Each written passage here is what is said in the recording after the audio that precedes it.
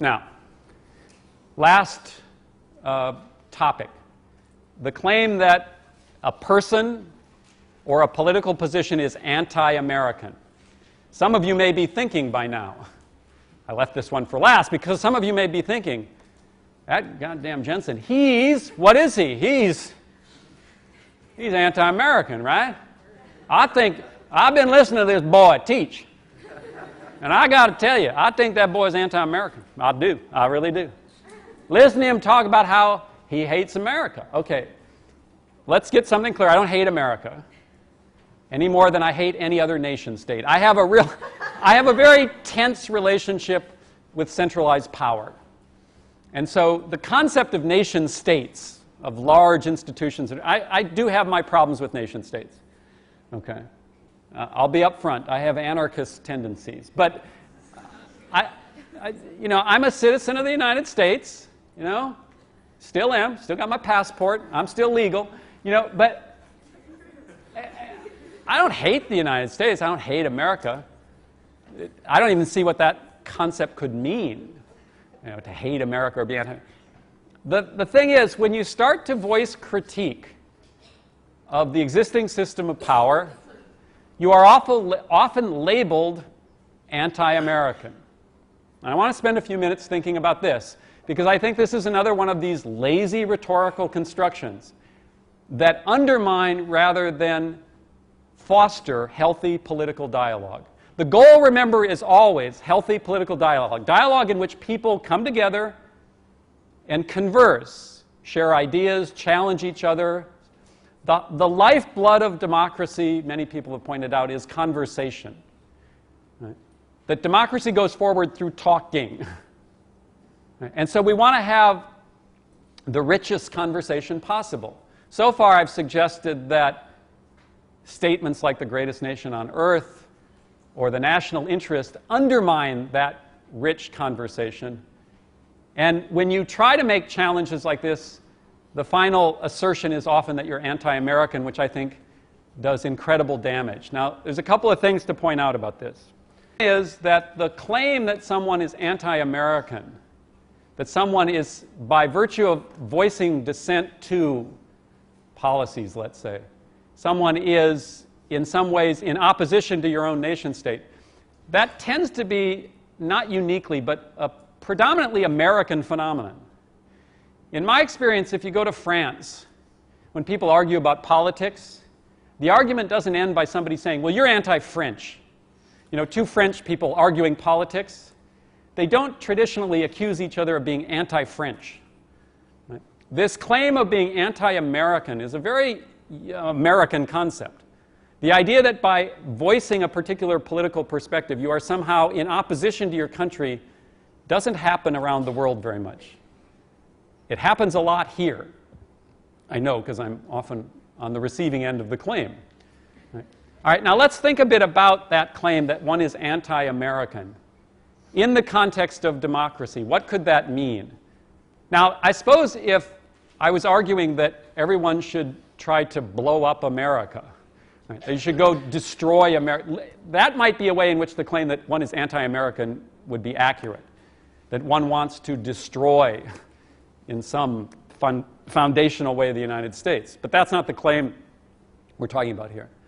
When someone makes a critique of the existing distribution of wealth and power in the United States, if someone dissents from the conventional wisdom, if someone makes an argument that the institutions that we now have in place in government, for instance, if you make an argument there's something deficient about those institutions, something profoundly wrong, you're often accused of being anti-American. I want to make the claim that the assertion that one is anti-American is in fact anti-democratic, because of the simple fact that democracy, right, the idea that sovereignty flows from the people, that at the core of the idea of democracy, we know, is the idea that the legitimacy of government comes from the people. The consent of the governed, the people are sovereign. Right? I mean, you all know this from high school history or what. This is the founding ideals of the United States are that sovereignty rests with the people. Okay. Now, that was originally asserted in the U.S. in the American Revolution against the notion of divine right monarchy. In the old European system, the legitimacy of government didn't come from the people, it came from God. You know, God, king, and everybody else. So let's remember that the core assertion of democracy from at least the origins of the American Revolution are the sovereignty of the people, the consent of the governed. Government draws its legitimacy not from some external force or power, but from the people. And that if the people are sovereign, the people must be involved in the direction of that government. And if that process is going to go forward, people must present alternatives, receive alternatives, engage in debate, come to conclusions through political processes, then try to enact the policies they believe to be best. It requires an openness in which we hear all opinions. Okay? If one is going to argue that a certain set of opinions are anti-American, one is actually arguing against democracy. One is saying, listen, I'm going to take your political policies, the positions that you hold, I'm going to take those, and instead of bringing them into the conversation, as one would expect in a democratic culture, right, I'm going to label those as anti-American and therefore outside of the conversation, not relevant, not acceptable for discussion. The minute you say something is anti-American, what you're really saying is it should not be part of the conversation. And to say that the political prescriptions of any particular person or group should not be part of the conversation is to say that you don't believe in democracy. That you can take a set of ideas and break them out from that conversation, bracket them out and eliminate them. Nobody says you're anti-American to encourage you into the debate. People say you're anti-American to try and eliminate you from the debate.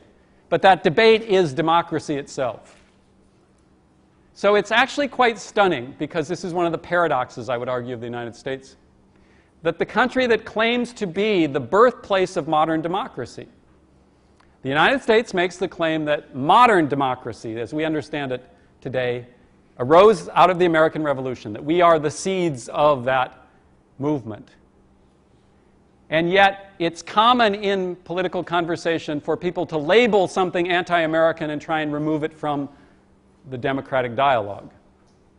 That's kind of interesting, yes? The very people who will tell you that the United States is the font from which democracy has flowed in the world will also tell you certain things can't be debated. And you want to say, but wait, how can both those things be true? Now, let me again make it clear.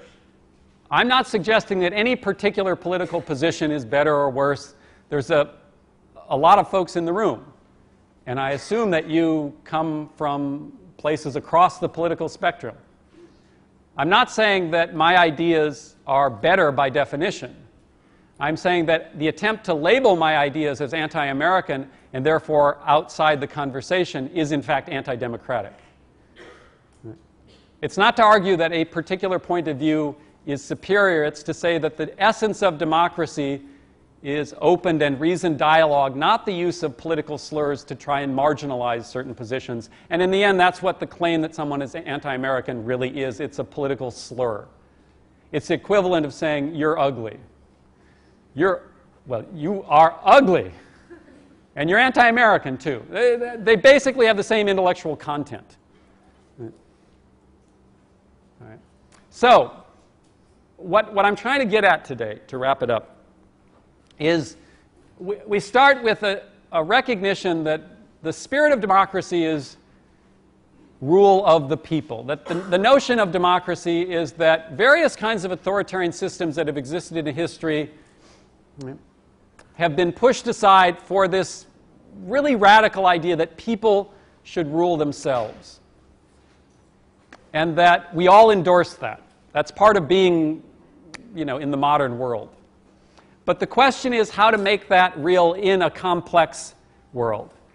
And there you start to see very different ideas about democracy. I've labeled them, for simplicity's sake, popular and managerial. And then you see, as you go forward, even in a democratic society like the United States, you see that political rhetoric evolves that undermines the discussion that's central to making democracy come alive.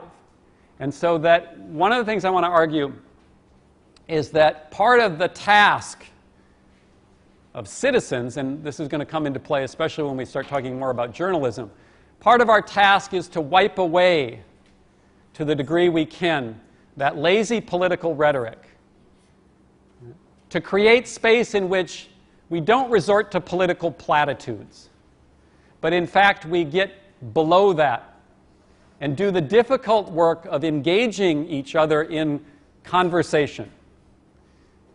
In conversation in which, in as rational a fashion as we can, although informed by our own passion, we put forward proposals. We offer evidence. Right? We make the attempt to provide substance to our empirical claims. We offer an analysis where we try to take our claims and make sense of how the world works, and then we assert the way we think the world should be. That's the democratic dialogue. One last point before we quit. Don't you think that the two phrases, the national interest and anti-American, are two very effective political tactics as far as making an idea wholly accepted? For example, I mean, I could be wrong by saying this, but I think Martin Luther King has said that equality is in the national interest, and others have probably even went as far as to say that equality is in the human interest. Yeah, okay, so you could make, this is a good place to conclude. You know, an inspirational figure like Martin Luther King might say that equality is in the national interest. I might agree. There might be people who disagree and in fact either openly or covertly want to maintain systems not of equality but systems of domination and believe that those systems of domination are appropriate. So even some value that we would think we can all embrace, like equality, and maybe we do embrace it at some superficial level. When you get down below the surface and start talking about how people want to organize politics, that alleged commitment to equality might in fact evaporate. The complexity, again, is the crucial key. All right.